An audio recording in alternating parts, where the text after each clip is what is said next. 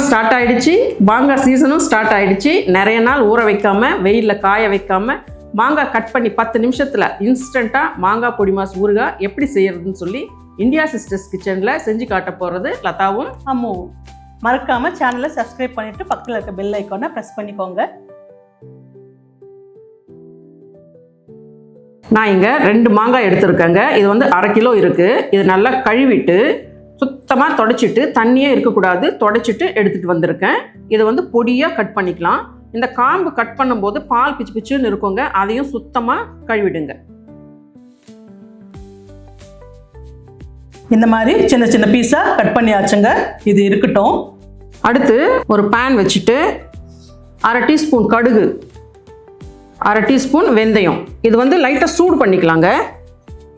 எண்ணெய் சேர்க்காம லைட்டாக வறுத்துக்கணும்.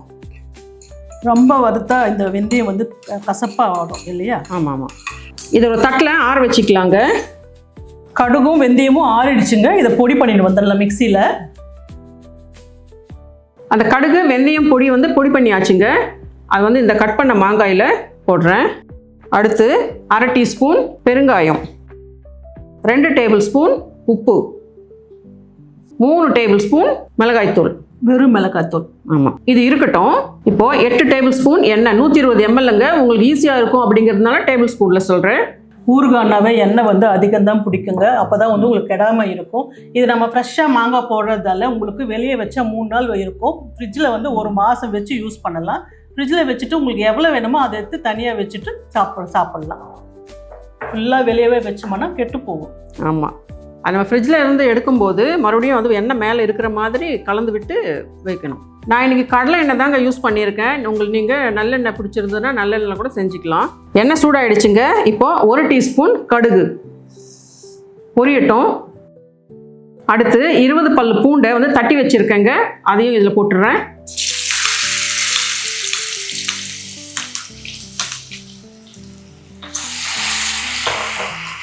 இது வந்து ஒரே 1 நிமிஷம் வதக்கிக்கலாம். வதக்கிட்டு இந்த மாங்காயிலேயே கொட்டிடணும்.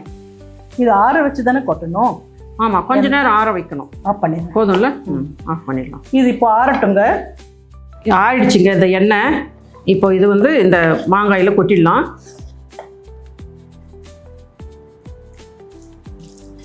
கொட்டிட்டு இதை நல்லா கலந்து விட்டுடலாம். அவ்வளோதாங்க, இது நல்லா மிக்ஸ் பண்ணியாச்சு. ஊறுகாயும் ரெடி ஆகிடுச்சு. இது வந்து ஒரு 1 மணி நேரம் விட்டுட்டு அப்படியே வச்சு வைங்க. அதுக்கப்புறமா சர்வ் பண்ணுங்கள்.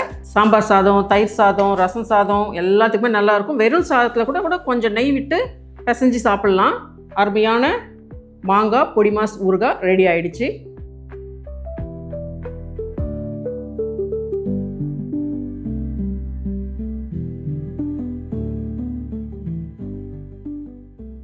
பார்க்கும்போதே வாய் ஊறுது இல்லைங்களா? உடனே செஞ்சு பார்த்துட்டு எப்படி இருந்ததுன்னு கமெண்ட்ஸில் சொல்லுங்கள். இந்த வீடியோ பிடிச்சிருந்தா லைக் பண்ணுங்கள், ஷேர் பண்ணுங்கள், கமெண்ட் பண்ணுங்கள். இதே மாதிரி ஒரு நல்ல ரெசிபியோட அடுத்த வீடியோவில் பார்க்கலாம். நன்றி, வணக்கம்.